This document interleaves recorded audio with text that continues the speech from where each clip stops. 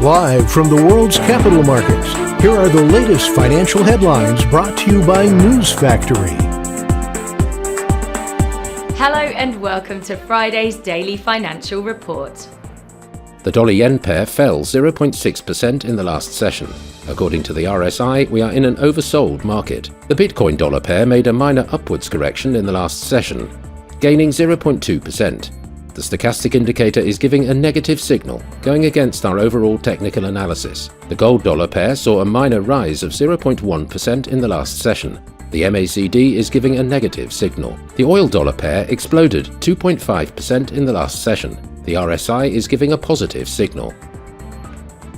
And now let's hear what our chief analyst picked up for us today. US retail sales unexpectedly rose in November as the holiday shopping season got off to a brisk start amid deep discounting, likely keeping the economy on a moderate growth path this quarter and further alleviating fears of a recession. The hacker behind the attack on Ledger's connector library stole assets worth nearly $484,000. Ledger has not yet confirmed the figures, but the impact of the security breach could be in the hundreds of thousands, according to the company. The dollar dropped to a fresh 4-month low after the Federal Reserve's latest economic projections indicated the interest rate hike cycle has ended and lower borrowing costs are coming in 2024. Those were today's major economic events, and now moving on to world financial headlines.